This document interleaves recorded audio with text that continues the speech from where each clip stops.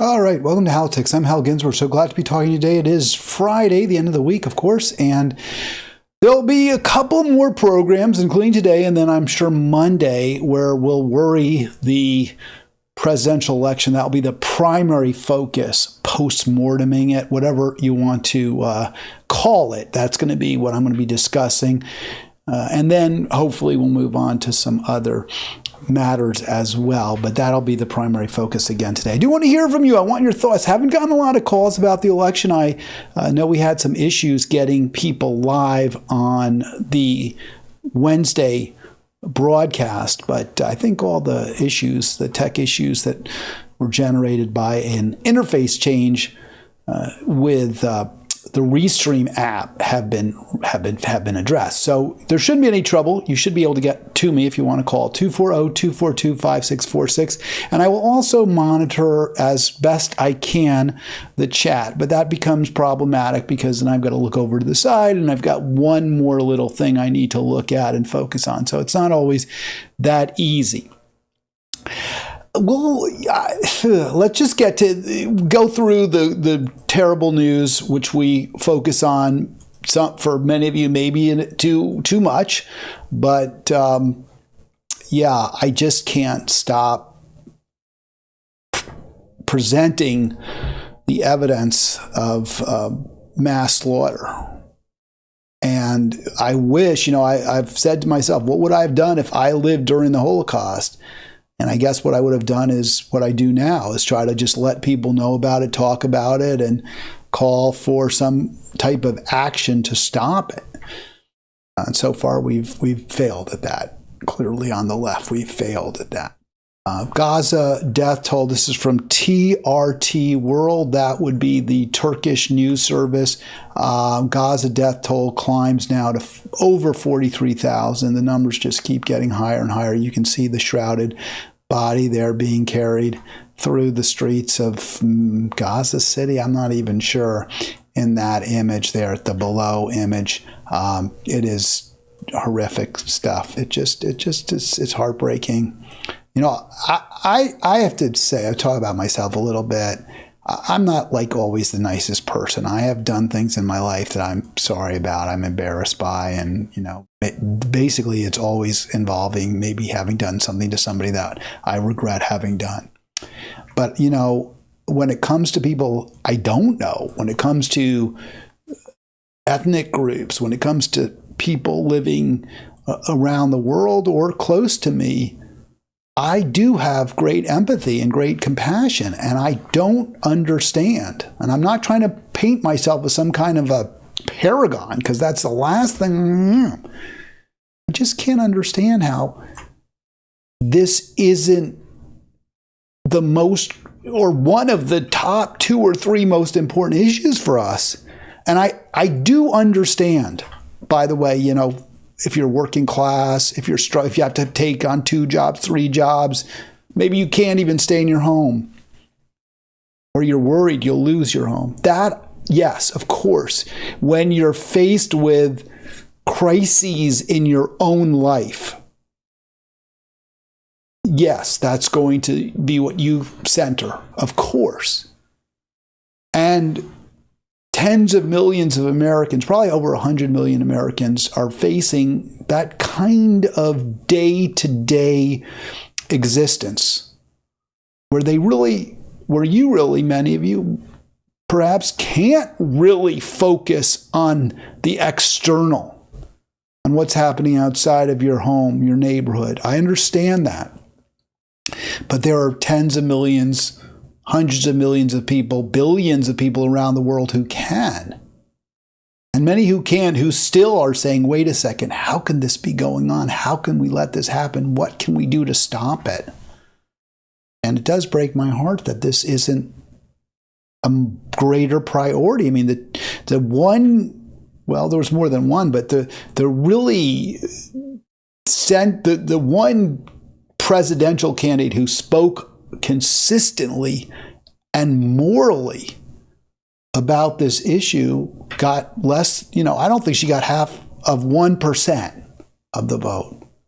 So it really, I know some people say that they've given up on humanity because people are letting this happen. I won't say that, but it is very disturbing to me. It's very upsetting. Of course, the mass slaughter itself, but also the seeming blasé reaction that so many of you have to this, and it's very upsetting to me. It hurts me deeply.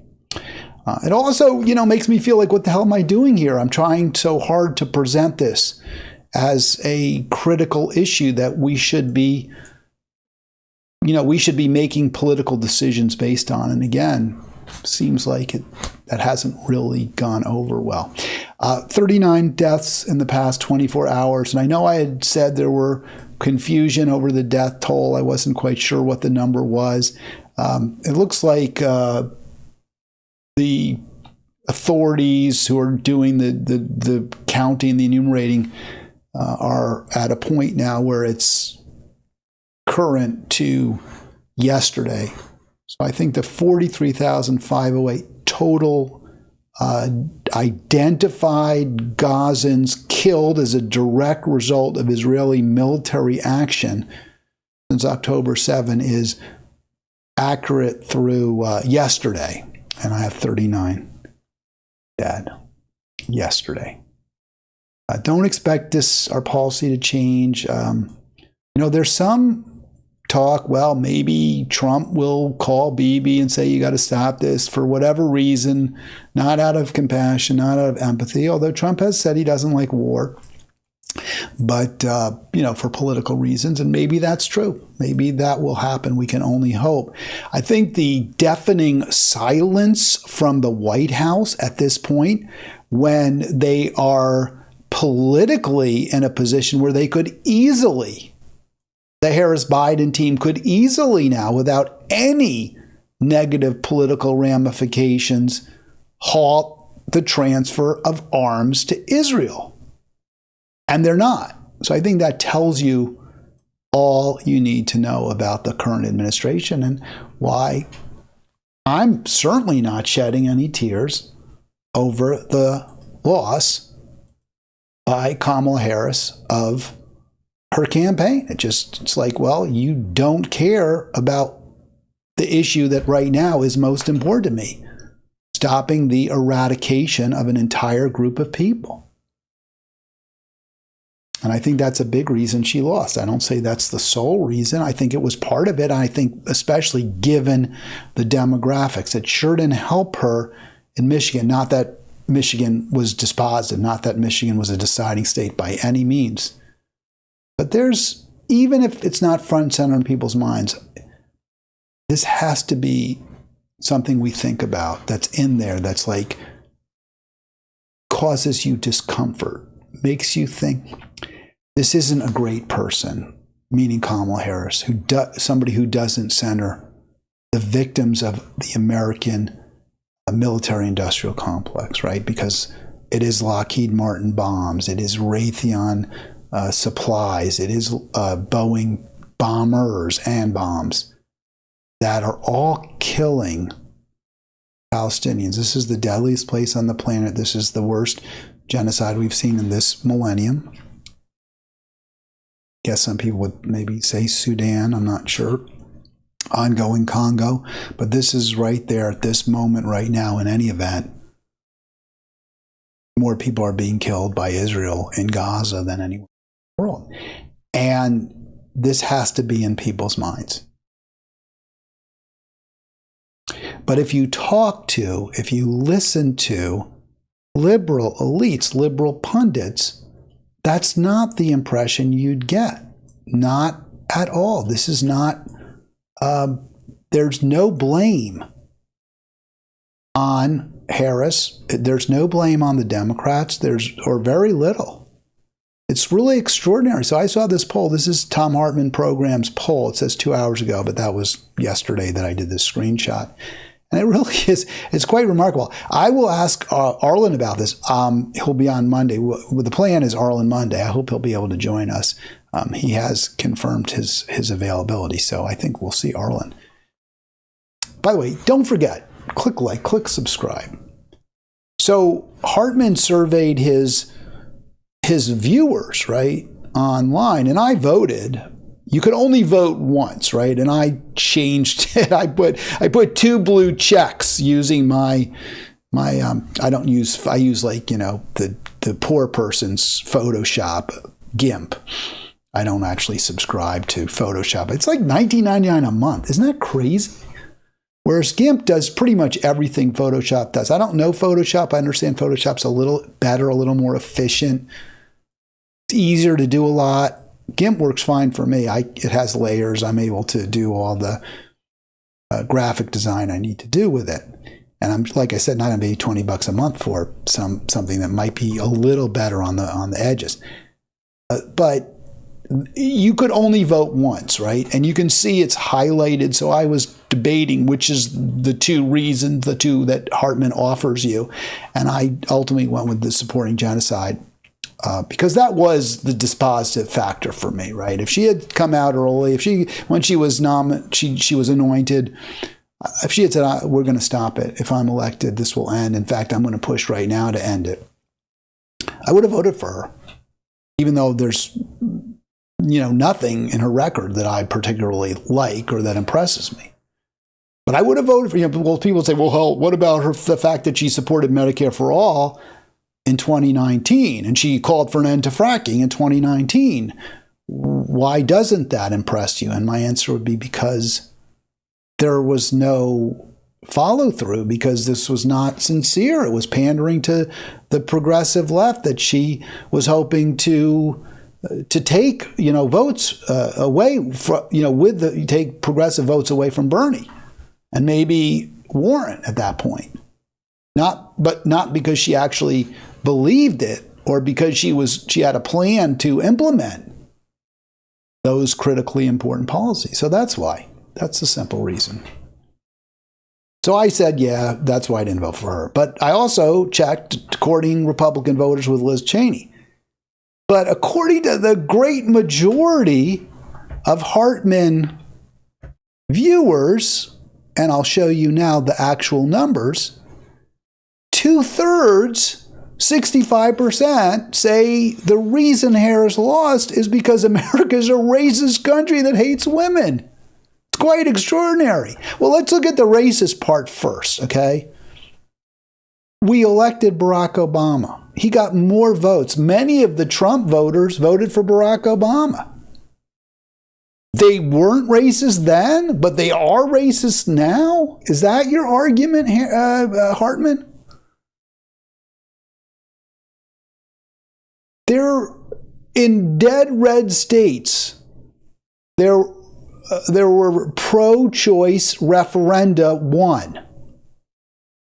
Those are the people that voted for Trump. They hate women even though they voted to enshrine choice in their state constitutions. This is, and I shouldn't say Hartman because I don't know what his view, this is his viewers. Sure, of course, we all have our biases. There may be on the margins some voters who would have voted for Harris except that she's a woman or except that she's black.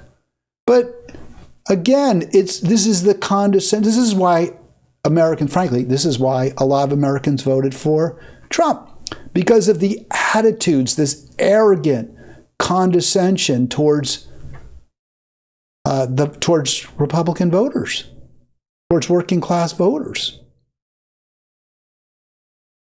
You know, it's when you look at industries that supported, I looked at this back in 2016. This was the argument you heard over and over, whether it's the Bernie bros hate women or it's, you know, Trump is a rapist and he hates women, and so do his followers. That's why Hillary lost. But if you looked at the actual industries that seemed so supportive of Hillary, and they were, and no one just seemed, and same to a great degree for Harris, the financial services industry, despite all the money that they earn, they supported Hillary. It's an incredibly sexist and racist industry. Virtually no women at the top on Wall Street, and very few black executives either in Wall Street. Same with Hollywood. Hollywood loved Hillary, and they loved Harris. Those are very, very sexist places. The condescension that these elites have for those who won't vote the way they think they should, it knows no bounds. And you don't think these voters don't get that? They get it. So if you want, and this is something I'm trying to do, is meet people who don't share your political views halfway or even a quarter way.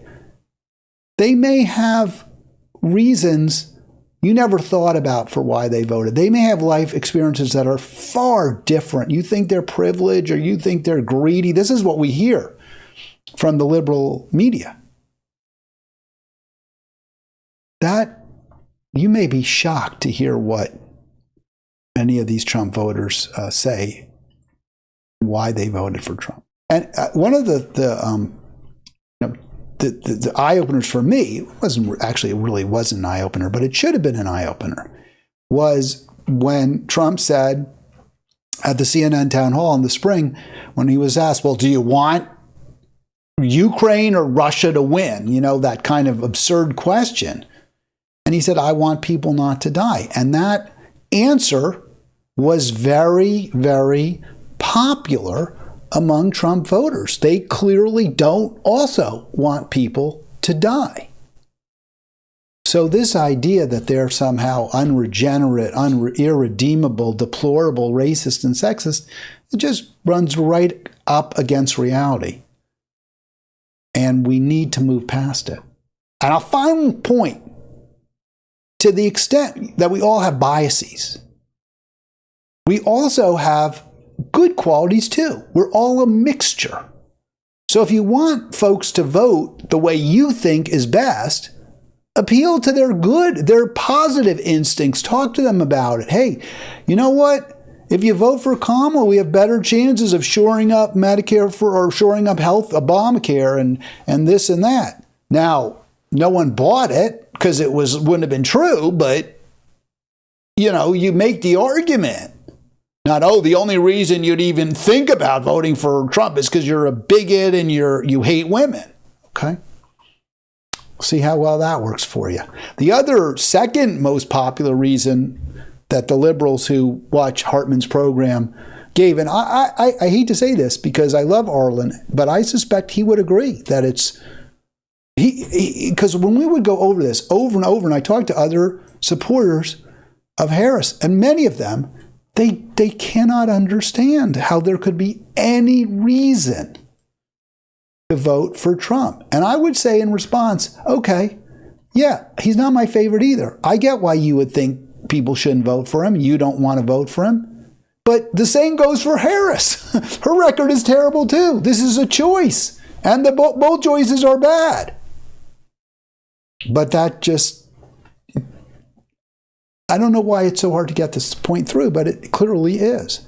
And then the other reason, foreign interference from Russia. And then they say Israel and others. Well, they're going to think, couldn't just be people look at the platforms of both candidates and they look at their own current life circumstances and they think about the issues that matter to them that are impacting them personally and decide maybe Trump is better. For some reason, that's not possible for many Democratic voters. It makes no sense. So I'm going to go back to this just a little bit. This was from the election day blogging at the New York Times, And I was, again, struck by, again, the condescension, the arrogance, the disdainful attitude towards working people. I had a Christoph quote up before about how it would be terrible if we abandoned Ukraine. Instead, we've got to, keep promoting endless war with Russia until the country's completely, depopulated. But I also wanted to put this quote up because it really struck me. I love this. Some of you will disagree with this, meaning the other New York Times commentators. Democrats often have a knack for coming across as remarkably condescending. You think? Maybe, Christoph? And you know what? He was right. A lot of them do disagree. They didn't like hearing that. The Michelle Goldbergs and the Lydia Polgreens, and they don't like hearing that they may come across as condescending. And then he points out, and the tendency to regard all Trump sympathizers as racists and bigots compound the problem, for it's quite difficult to win votes from people you're calling racists and bigots. Right, exactly. So don't do it. So this is another columnist, Lydia Polgreen, and she leans into the idea that the Trump voters are voting, that they don't know what they're doing. Basically, that's her point, right? The Christoph says, no, we shouldn't. We should be a little more careful about appearing too condescending. So Lydia Polgreen's response: Americans are suffering from problems that are psychological rather than material. So it's not that people really haven't done well under the Biden-Harris regime. It's not that people really are hurt personally by the fact that they've had, relatives who are serving multiple tours of duty, or they don't like the fact that their money is going, and now you could say it's psychological, but their tax money is going to pay for bombs. They're not happy about that. They don't like the fact that they're, barely able to pay the rent. But those are psychological, according to her. She says, I've covered places with really existential problems like hunger, extreme poverty, uncontrolled disease, civil war. Americans, we have it so much better. Homelessness is at record levels.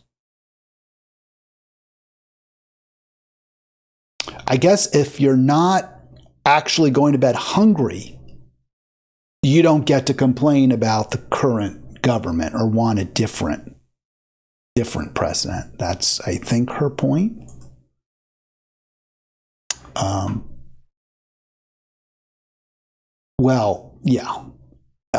Here's my response, and it's actually not mine. It's Bernie Sanders. Bernie, who was all in for Harris. The psychological impact of Harris, Biden, and Democratic, as well as Republican elite control of government, the psychological impact is that 60% of Americans are living paycheck to paycheck.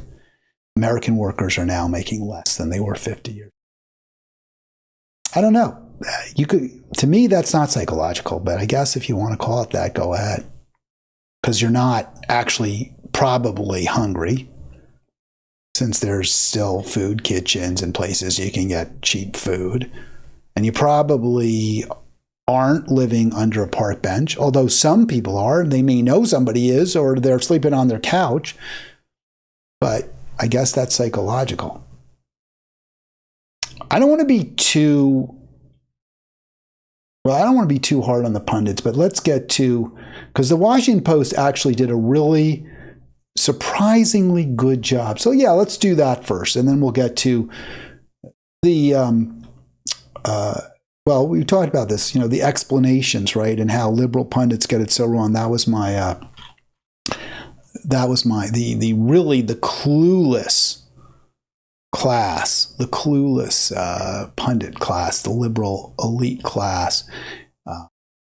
But that certainly, and here you go. I mean, there's my meme or my thumbnail. I want to show it to you. So we'll hear from Kyle Kulinski. Claims that can't understand it. Harris ran a better campaign than Hillary did.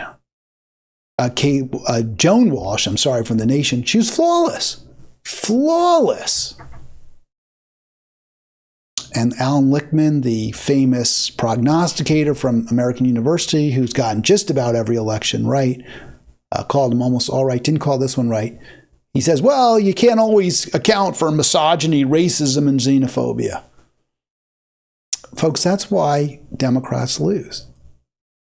Because they're privileged, elite professors and pundits, podcasters are utterly clueless as to what life is like for the for the majority of Americans who, as Bernie said, are living paycheck to paycheck. So let's go to Zelensky first. And here's why. Now, he got this election wrong, just like I did. And I don't want to be too, like gleeful about how wrong his prediction was, because mine was the same. And for pretty much the same reason. He explains it. I don't know if I'll get to that clip, but just let me give you this. This is his explanation before the election. And it was, again, he was wrong. I was wrong. We both thought Harris would win. But this is part of the reason he thought Harris would win, and it's just laughable if you ask me. She has just run a better campaign than Trump has. She just has. Another data point on that is, what was the number? Trump. All right, so she just has. And he later on said she ran a better campaign than Hillary, which I quoted in my thumbnail. But that's what he kept saying. She just ran a better campaign. And it's just so absurd for him to say that. And let me show you how you can say it's absurd. This is a YouTube image that reflects that just has 17 seconds of Kamala Harris on The View. This was all part of her campaign. And if she ran such a great campaign, actually, before we get to that, I want to just quote real quick Joan Walsh, who makes the exact same point. She, according to Joan Walsh, deserved better. There's no easy explanation for why she lost. This is Joan Walsh in The Nation, which is supposed to be a progressive group, progressive media outlet, one of the few not corporate. Joan Walsh, all in for Harris, can't possibly understand why anyone would vote against her. And during the election night, she says she's flawless. She didn't make any mistakes, none. Just, even more than what Zelensky said, which is, well, she ran a better campaign. This is how Trump responded to Harris's appearance on The View. This is from the Trump page. Kamala says there isn't a thing she would do different than Biden. Can see Donald J. Trump at the bottom. He saw as soon as his campaign, and of course they're watching every appearance to see what they can make hay with, but this was a massive failure by Harris, and everyone knew it at the time. So for Joan Walsh to say, oh, flawless, is just so utterly absurd. And by Trump highlighting this, I think it says you can't make the argument she ran a better campaign. She did debate better than he did. He's a terrible debater. At least he was against her. She did some things, I think, that were maybe effective, obviously. But it's just not, you just spit in the face of reality. Just state to claim 3 times she ran a better campaign than Trump. Trump got it. Well, if anything, would you have done something differently than President Biden during the past 4 years? There is not a thing that comes to mind in terms of, and I've been a part of most of the decisions that have had impact. Yeah, so, I mean, it's such an awful answer. And Trump got it immediately and presented it. And let me explain why. It's not just that she can't identify something she would do differently, even though, again, many Americans are hurting. And we look at our policies abroad and we say, these are terrible policies. Many of us do. Now, I know some of you like the Ukraine endless proxy war with Russia and think it's the right thing. But I know that most Americans don't like it, don't want all that money being funneled halfway around the world and making us all less safe at the same time. But it's not just that she said, I can't think of anything, nothing comes to mind. She said, I was in the room. I was part of those decisions. She was part of the decision to say to railway workers, no, you can't go on strike. She was part of the decision to greenlight the Mountain Valley Pipeline and the Willow Creek Project. She was part of the decision to keep arming Israel. And Kulinski says she ran a better campaign than Trump. Trump, smart enough, figured it out, his campaign did, that answer was going to kill her. Joan Walsh says she's flawless. That was an incredibly flawed answer. All right, 240-242-5646. Would love to talk to you. By the way, don't forget, click like, click subscribe. And I am glad to hear the phone is ringing. I'm glad it works. We'll get to you in just a second, caller. Thank you so much. Let me put you on the air. Caller, who do I have?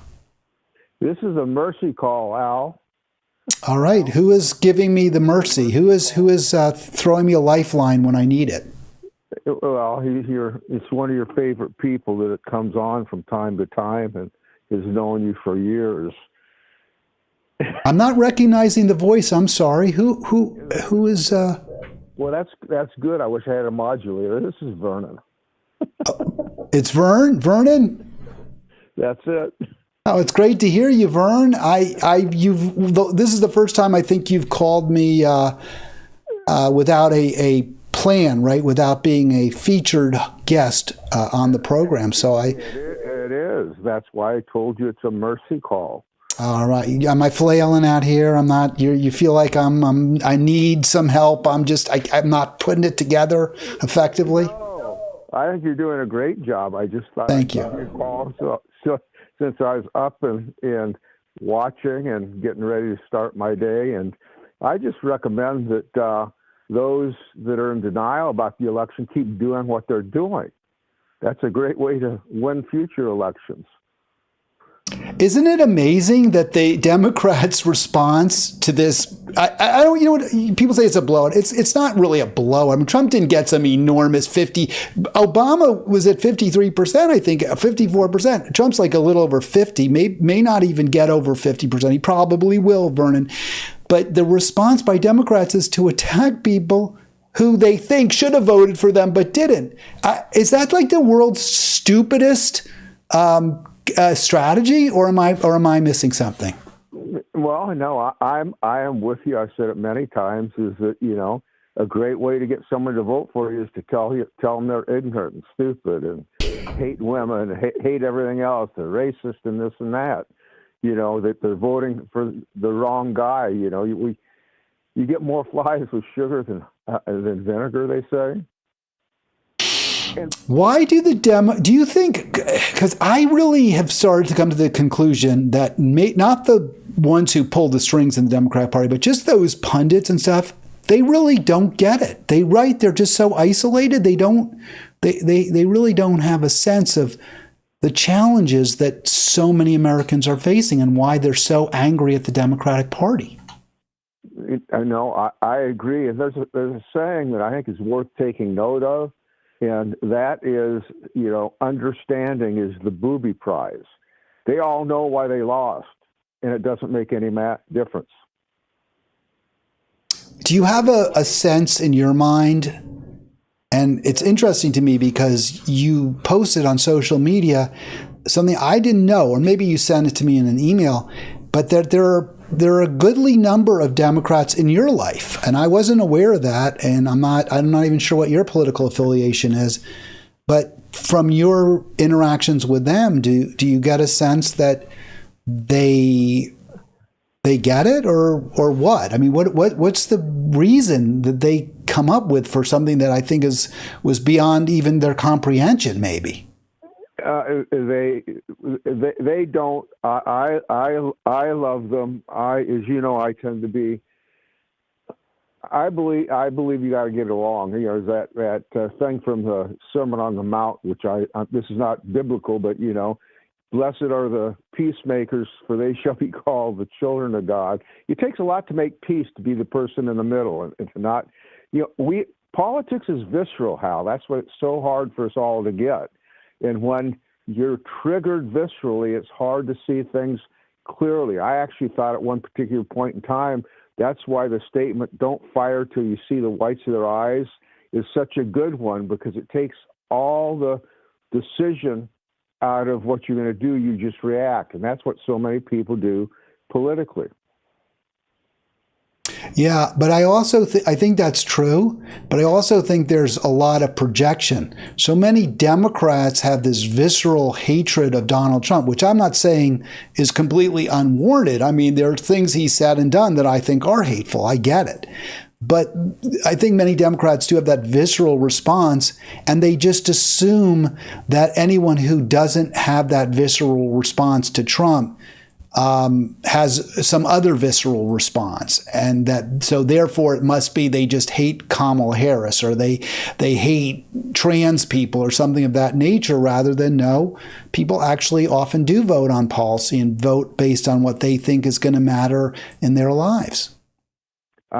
Well, and I agree. I think that one of the problems we have is the most vocal, or actually the smaller percentages of both parties. You have passionate people on both ends, kind of like a bell curve, and most people kind of fall in the middle.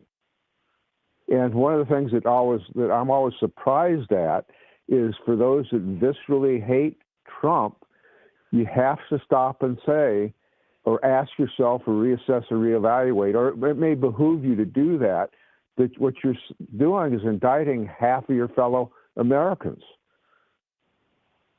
100%, Vern. I actually just put on the screen, the full screen, some commentary from Nate Silver, which I thought you might agree with. It really struck me, and I also put it on full screen because there's something in my eye. There's little gnats flying around my house. It's very irritating. But Silver writes that based on his columns and the responses he got online, he feels like he got a certain sense of understanding of both Republican and Democratic voters. He says, based on my posts, I got a sense of how partisans in both camps reacted to good and bad news. And then he says there was an asymmetry. Republicans are generally happy when you agree with them part way or half the time. So they were okay with that, even if they don't always agree with Silver. And Silver's made the point that he is a Democrat. He did vote for Harris. But he's like, you know, if I talked about a couple of pro-Republican polls, or polls that look like Trump was moving ahead, they would send me an email like, thanks, or we appreciate you, or something of that nature. Whereas Democrats often get angry when you only halfway agree with them. And he says this is a difference in personality that tells you about why Trump may have won. It tells you a little something. If you disagree with Democrats on any hot button topic, they cast you out as heretic. You have to be with them 100%. Or they throw you out, which is weird, because some of the issues that the Democrats support, I think, are so unprogressive, anti-progressive. But yet, if you criticize Harris, they throw you out with the bathwater. They don't say, well, gee, there's something wrong with Kamala. I never got that with Republicans. For all the talk that Trump is this cult-like figure, I've talked to Republicans, and I'll point out things Trump did that I don't like, and they've often nodded and say, well, yeah, like I remember talking, I know I'm going on for now. I'll get your response though. I still remember, maybe it was 2019 or 2020, Trump was still president. I was talking to a small business owner in a rural area of Maryland, and it's pretty red, just like every other rural area is pretty red. Small business owner, rural area, Republican, of course. And he said to me, because he saw I was wearing a Bernie shirt or some progressive shirt, he says, well, tell me something that Trump's done that you really don't like. And because I was trying to, say, hey, I get it. I get why you're mad at the media. I get all that. We're having a nice conversation. It was very cordial. And I said to him, well, I don't like the immigration policy. I don't think it's American to lock people up. I don't think it's right to put children in cages. I have a huge problem with that. So he looks at me and he nods and he says, yeah, but Obama did the same thing. And I said, yeah, and I didn't like that either. But I said, but I have a lot of problems with Obama, but I think what Trump has done is worse. And he nodded. He didn't say, get out of my store, you liberal commie, or nothing like that. He was listening, and it was a respectful, I don't think I changed his mind, but it wasn't like this was some horrible thing that I was saying either. Yeah, your original background is from... Ooh, I lost you. Yeah, I lost you. I know. I can see you talking on the screen here. It was a thing. You come from a profession where people go into the courtroom, attorneys, they argue, and the public has a hard time understanding. I don't know if you can hear me or not. I hear you now, Vern. I'm sorry. Yeah, go ahead. I apologize. I do hear you. I lost you for a minute. I'm not sure if you had something wrong on your line, or just listen through the phone. If you're watching on the screen, there's a delay. But that's what I'm listening to. We just lost. That's the technology. We're lucky we can do it at all, and sometimes it glitches. Well, the phone should be good because you're calling me through your cell, right? So presumably that works. I don't know. Yeah, and I've got a pretty good line. I got a 1 gigabyte per second line. So. Oh, me too. I didn't know they had that fast over there in the hinterlands of California, but good. Only for old people like me, Hal. Well, doesn't it go too fast for you? I mean, I would think that 1,000 gigs a second would leave you in the dust, Vern. I'm just old and slow, Hal. Well, we all welcome to the. Well, I guess I'm joining your club. You're a little ahead of me, man. I couldn't have fought in Vietnam. I was like 12 when the war ended. Fortunately for me, so didn't have to. Yeah. But this is. There was a time that people could sit down and argue. We just lost it again. No, I've got you fine. I'm hearing every word. People could sit down and argue, and I'll just fill in the blank on that. I'm not sure. I think a big reason that we were more able to dialogue then is because there was less inequality. I think so much of the problems we face in America are because of this massive break. There's no really center anymore. People talk about the center holding. There isn't much of a center. There's not much of a middle class anymore. People either are working poor, lower middle class, or they're doing pretty damn well, and it's a small number at the top, Vernon. Well, and we've lost the ability to tolerate, and I don't necessarily mean accept. You and I have known each other for quite a few years now, and that's what I respect about you. You're open to any discussion. And you can't have that if it's my way or the highway. And that's one of the things that I've found dealing with my progressive friends is there's just no other way. It's my way or the highway. Thomas Sowell talks about that in his book, Vision of the Anointed, that, when you're arguing with someone on the right, they might consider you wrong, don't know what you're talking about or whatever. If you're arguing with someone on the left, if you don't agree with them, you're just downright evil. Yeah, and I don't know how we get past that. I'm not optimistic, and You know, I look at myself, Vernon, and I'm often, I know you and I are able to have these conversations, but you know me online. Sometimes I post really nasty, obnoxious stuff and piss people off and get their backs up. And I can do that. The one thing I think you appreciate about me is that I'm non-dogmatic about it, right? Like I'll go after your more conservative friends, especially when it comes to the climate holocaust, which you don't like that expression, but I think it's accurate. But I go after liberals all the time when it comes to issues like tariffs and endless war as well. Yeah, Hal, it's not that I don't like it. I think it's counterproductive. I made a post recently is we've gotten to the point, it seems to me, in this country of being so hyperbolic that it's losing its effect. Everyone's hyperbolic about everything, and no one's listening to anyone reasonably. And everyone gets their panties in a pinch about everything. And that's why when I opened up, it's a great quote, understanding is the booby prize. I got it. The left can explain why Trump won, and it doesn't change the matter that he won. He's in office. You could be as upset as you want. By the way, I voted for RFK, so. Well, we both voted for neither of the two top vote getters, so. Yeah. So, you know, and actually it looks like Trump is going to get more votes this time than he actually got in 2020. And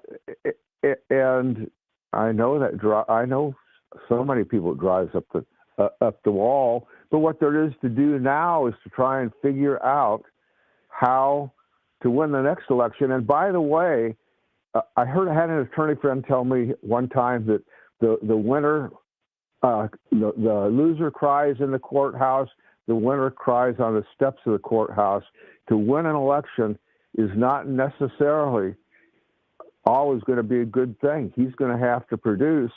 And this could be a disaster for the right. So, you know, that could be a blessing for the left. Who knows?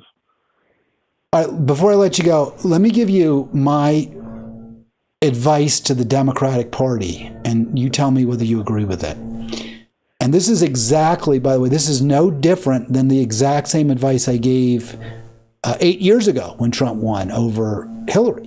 And what I said then and I'm saying now is, talk to Trump, talk him up. This is a guy who's a narcissist. He's in many ways pathetic. I think his enormous ego that basically reflects very, very poor self-esteem. And what the Democrats should be doing is, rather than attacking him, criticizing him, mocking him, questioning the intelligence of his voters, just the opposite. Talk about what a great campaign he ran, how he took on issues that, in an effective way, and that there are certain areas where they feel like they can definitely work with him. Let's talk to him about ways we can build jobs in America, including through a smart use of tariffs. Let's talk about reducing American empire footprint. Let's find areas of agreement. And I think there would be positive results if they did that, positive for the American public. But they'll never do it. And for selfish reasons on their part. But I'm wondering what your reaction is to what I just said. Now, my reaction to what you just said is 100% right. And I want to add something to that was encoded. You didn't mean to encode it, but it was contained in what you said. Has to do with Trump's relentless campaigning. The same thing in 2016. People don't give him credit that he was go, go, go from beginning to end. And in his acceptance speech, he pointed that out. How he'd done some 900 plus rallies. Whether you like what he has to say, whether you say he's babbling or whatever, he went out to the end. You can't say that about Kamala. She had an opportunity to be on Joe Rogan. She didn't do that. Aside from everything else, the guy just was relentless in his campaigning to the end. I'd watch stuff, and he looked tired. And they say he sleeps 4 hours a day. He just wouldn't stop. And I'll tell you what, anyone that's dealt in politics knows that knocking on the door, or the equivalent of doing campaigns and showing up, makes a difference. I totally agree with that. I think you're exactly right, Vernon. He was doing 3-4 appearances a day at the end, flying from, to Durham and then to Harrisburg and out to Madison and Lansing. So 100%. It's not my guy. I didn't vote for him. I wish he wasn't president, but I didn't wish he wouldn't be president so much that I would vote for the other person who might be president. So, I see that, but I mean, yeah, but Democrats can't give him any credit, right? It wouldn't be, well, maybe part of his appeal is that he spoke to so many people. Maybe part of his appeal is that he met people halfway. That's something that Nate Silver points out. It's like, hey, he did go on Joe Rogan. Hey, he'd welcome anybody. He had people like Tulsi. He had a pretty wide variety of supporters, and certainly his voting base was very diverse, but you will not hear any of that from Democrats, or you'll hear comments like, well, black men can be sexist too, or Latinos hate black people too, right? I mean, that's the kind of deep, empathic, compassionate, sympathetic analysis you'll get from many Democrats. Yeah, to their detriment. Well, they lose. That's why they lose. Yeah, that's why they lost. Understanding is the booby prize. You can explain it all away, but you didn't get the one. Listen, man, I'm going to let you go, Vern. I totally recognize your voice now. It's kind of weird. I didn't recognize it, but now, once we started talking, I immediately knew it was Vern, and I wonder why I had so much trouble with that. Anyway, great to hear from Vern. Really appreciated that he took the time to call. And I guess I had the wrong thing muted. I don't know if you heard the chime. I didn't hear a chime, which is good. I was afraid there might be a chime in there, but maybe there was. So, according to Joan Walsh, just back to that whole issue, is it must be the ignorance of the right. It must be the ignoramuses who vote for Trump.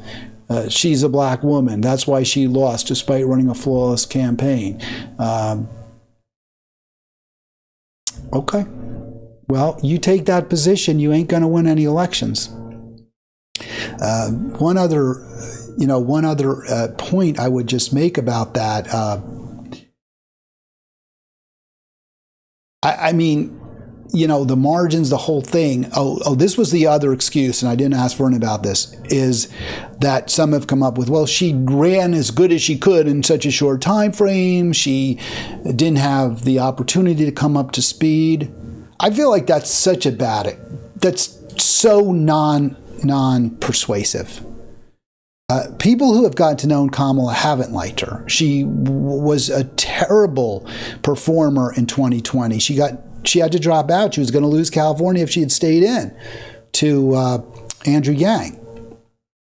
She didn't do well in South Carolina. She was the most prominent black candidate, and she did terribly in South Carolina. So the idea that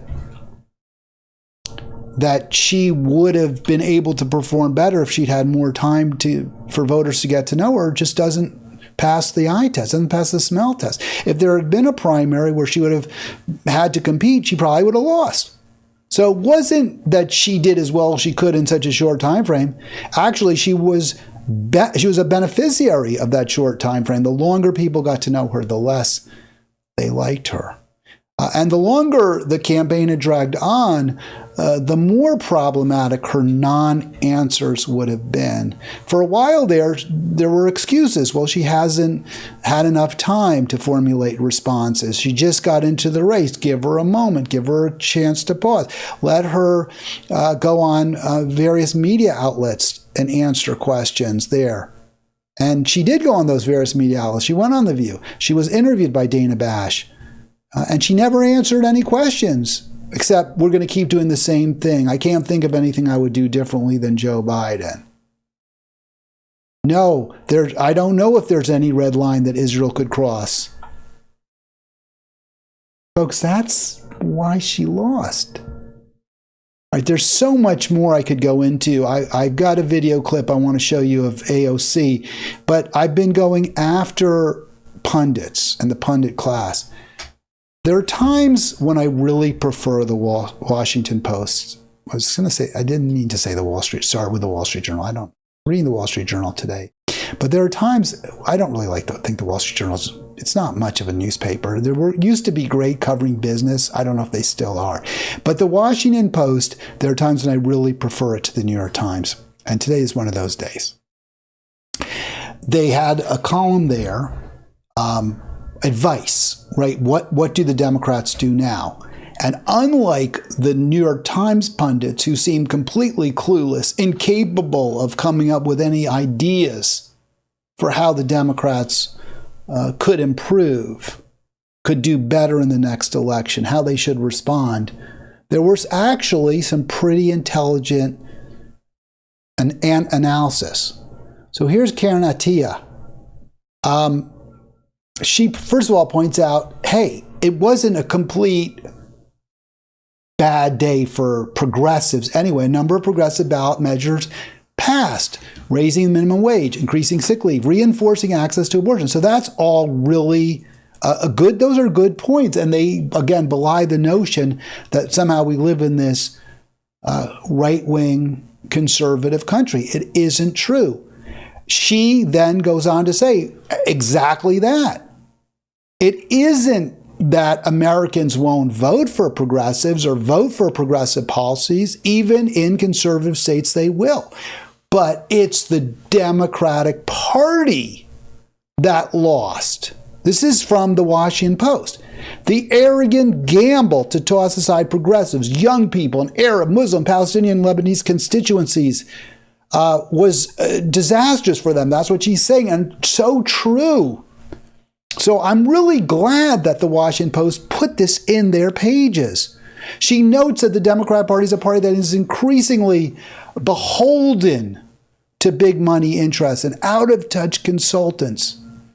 The party made a big show that democracy is on the ballot, and yet it doesn't listen to its base. It doesn't reflect in its policies or its rhetoric what its voters want. That, says Attiah, is not democratic. Neither is talking down to voters. She gets that exactly right. So I don't want to just be negative towards every corporate media pundit hack. There are some who, like Karen Attiah there, get it. I thought Karen, I guess if your name is Karen, I didn't even realize this, but the two Washington Post commentators that I cite for trenchant, cogent, persuasive analysis are named Karen. And isn't Karen like a mocking term, like, oh, those Karens, or, like it's supposed to be some sort of middle-aged white woman who's like telling, black people to get off her lawn or something? Isn't that what a Karen is? Some ridiculousness like that? I think that's I really don't like that stuff when people try to, stereotype with a name. So, but I guess if your name is Karen, you do a good analysis, at least in the Washington Post. So here's Karen Tumulty. I think that's how she pronounces her name. I've never heard it pronounced, but I'm going to assume it's Tumulty as it's spelled Tumulty. So her answer to the question, what do Democrats do now? I don't love it. I like Karen Attiah's response better, but there's a lot to what Tumulty says as well. So she says one place to start is Latinos. And she notes, how well Trump, everyone's talking about Trump, I think, did win. He won. Trump won Latino men. How are you a racist party, right? I mean, this is the argument, right? Well, just because they're brown doesn't mean they can't be racist. Okay, yes. But again, why are we going to insult the voter? Why are we going to insult the people that we want to support us? You think that's going to help you in the next election? I don't think so.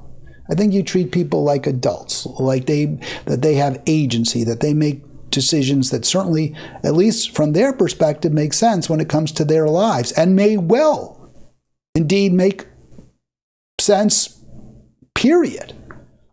So Tumulty says one place to start is Latinos. Now, I said I didn't love her answer as much as I liked Karen Attia's, and that's because I wouldn't have said one place to start is Latinos. I would have said one place to start is workers, the working class, the traditional base of the Democratic Party. But I get why Tumulty, and she's using Hispanic voters, by the way, as a stand-in, I think, for working class. So she says the flight of Hispanic voters from the traditional Democratic Party home is a blaring warning sign. And she points out, among other things, that Trump won 14 out of 18 counties along the Texas-Mexico border. I don't have the clip here, but when The View was confronted with this fact by Stephen A. Smith, the ESPN broadcaster, he asked them, he said, hey, you know, Trump killed it along the he killed it in Texas among Latino voters. Why do you think that is? Or among Latino men, I think is what he said, something of that sort. Why do you think that is? And so then there was immediately sexism, racism and sexism. And he said, no, it's because they live on the border. And there is really a serious problem with immigrants coming across, undocumented immigrants coming across. This is a real problem for people who live along the Texas border with Mexico. And this is something that the Democrats just simply will not acknowledge. Now, I say the problem is American policy that's so destabilized the global South that people are, will come here, will do anything, will risk anything to come to the United States because their lives aren't worth much in countries where roaming gangs patrol the streets. There's no order. There's no jobs. There's no economy. There's no future. So yeah, they'll do anything to come to the United States, even though they're not wanted here by many people and treated badly when they get here.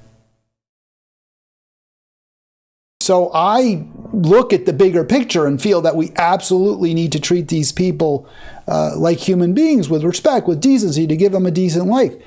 But you tell someone who sees large numbers of people who have been traveling for 6 months, aren't clean, need our help. And these are people, many, the Americans are themselves not doing that well. And they're struggling and they're working hard. And they're resentful. And it's understandable. This is Democratic policy that's failed them just as much as it is Republican. And Trump does offer a solution. I don't like his solution, but he offers one. That's why Democrats lose. And Karen Tumulty got it. So I really appreciate that. And she says, hey, we're not going to maybe his solutions. And many Latinos, even those, some of whom voted for him, may not like his solutions. But they shrugged off his offensive language. They didn't care about that. What they listened for and never heard from Dems was a recognition of what was going on in their own lives. And this is exactly true for working people. There was no persuasive argument from the Democratic Party. There was no persuasive argument from Vice President Kamala Harris of how her party would change the basic dynamic in America, where the rich keep getting bigger and fatter and the poor are being eaten. And they never heard anything from Democrats addressing that problem. Said they saw Democrats denying the chaos at the border, enforcing prolonged shutdowns during a pandemic that devastated their livelihoods. And it's true. The deficit spending by the government did indeed trigger inflation. This is one of the reasons I said we should have raised taxes on the rich.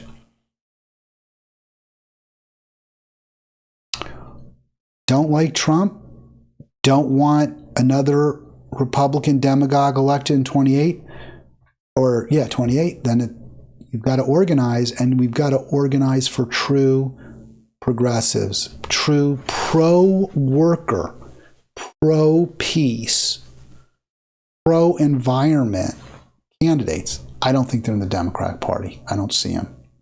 Let's go to someone who many people think is the future of the Democratic Party and listen to her response to what happened. And this will kind of do it for me today, and then I'm going to go. But I hope you all have a great weekend. And if you're still listening like Vernon, you're like, I got to get in there. I got to give Hal, throw him a lifeline. You can still do it. 240-242-5646. Here's AOC with her help. Oh, by the way, again, don't forget, click like and please click subscribe if you're not a subscriber. And if you are a subscriber, share with friends, family, anyone you think might like what we're doing here. I don't have marching orders for you right now. My marching orders would basically be to find your safe network of people, to find your pod, to find your community. We have to do a lot of community building. All right, so I was like, I could make a joke, find your pod. I actually like that expression, but she irritates me. So I was like, oh yeah, what do we killer whales here or something? But no, she's right. I mean, I don't disagree with any of this. We should, and I've said this before in the past, like I think when W was elected the second time, hunker down. Or when the Republicans took the Congress in 2010, hunker down. Like, let's try to find our safe space. I absolutely said that. But AOC should be leading us. She shouldn't just be saying, oh, go into your community. She should be leading us with ideas on how to win a progressive government. And she doesn't. She didn't. Her idea was, let's campaign for Kamala Harris. Her idea, you got to vote for Kamala Harris or there's something wrong with you. Her idea was to demonize Jill Stein. Her idea was to fight tooth and nail to keep Joe Biden in the race when it was clear he couldn't beat Trump. By the way, anyone who thinks Biden would have done better than Harris, no. There's no way that's the case. Biden was completely overwhelmed by Trump in that debate. And remember, Harris beat Trump in the debate. So the gap in terms of competence level, demonstrated ability to be president between Harris and Biden was a huge gulf. Harris passed the eye test, which I always made the point, I don't think Trump does pass the eye test. But maybe that's my elitism, my privilege. I have a good education, whatever, I can speak. So Trump's kind of not real good at that. So I thought, well, maybe, just because glibness, a big vocabulary, knowing grammatical rules matters. To me, they would matter to other people. Maybe they don't. I don't know. I never thought Harris was presidential particularly, but I thought she passed the eye test much better than Trump. AOC should be saying, hey, this is what she should be saying. I'll play more of her clip, but she's got it so wrong. She should say, you know what? I really thought Kamala Harris could unify voters. I really thought she could bring us together. I didn't really consider how bad her policies are and how much people react negatively to pro-corporate, pro-war policies. And I was so wrong to demonize Jill Stein, but I'm not going to do that in the future. In fact, we need to come together and build a progressive movement, a strong, powerful progressive movement. And that means, folks, it means no more Democratic Party. That's what she should be saying. She's got a lot of influence, a lot of power. She could say, we got to move on. She could run as a Green. And she could probably win. And if she didn't win, okay, so what? So you lost, but who cares? Because you're part of a moribund, calcified, fossilized corporate military party. So better to leave it, AOC. But she won't do that because she likes the trappings of power. She doesn't actually have power. She doesn't actually have influence, but she likes the trappings. And by that, I don't just mean organizing politically. Well, why not? We should be organizing politically, but this is what I said. Also, you have to be smart about how you organize. You have to say, well, what are we trying to accomplish and how are we going to accomplish it? Are we going to use good, solid, workable, historically proven methods? Or are we going to just back one of the two military corporate duopoly parties. Community building. We are in a position where the isolation of a capitalist system, the isolation produced by COVID, just where we are as a society, people working 4 jobs, 3, 4. So she's right. It's all true. I feel isolated. I mean, I don't feel isolated because of, my struggles economically, but for other reasons. But she's part of the problem. 4 jobs. That's your administration. You didn't push. For example, one of the reasons people need to do 4 jobs because they have to get health care. Where were you in the fight for universal single health care? AOC? How about where are you in the fight for building public and public assisted housing? Because I haven't seen you there. I know she's done some work, but not a lot. How come you didn't fight harder for a $15 minimum wage? And even more importantly than that, for bringing jobs back to this country so wages would go up. Weren't you condemning? Why did you not just fail to condemn what Joe Biden did when he stopped the railway workers' strike? Why didn't you get on the picket line with those railway workers? She's got nothing. She's got no answers. Make ends meet. We do not have community. And believe it or not, community, whether it's your church or mosque or temple, whether it's a knitting group, whether it's, your dinner circle, building that community is actually far more transformative and far more important than you may realize. And people. All right, so I'll stop it there because it's just more word salad, more gobbledygook. Yes, we do need all manner of support groups. Government can and should play a critical role in providing an environment where those types of groups can flourish. Build community centers, parks.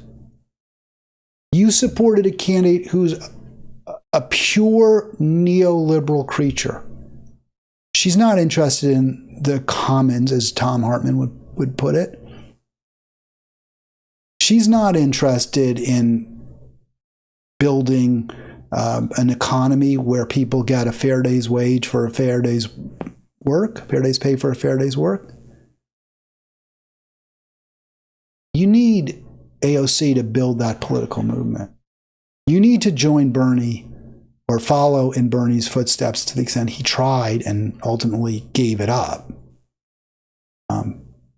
But again, she loves her role in the Democratic Party. I'm sure she's saying to herself, hey, I'm going to get to be president someday. Kamala couldn't do it. I'll be better than she is. I'm smarter than she is. I know how to win elections better than Kamala can.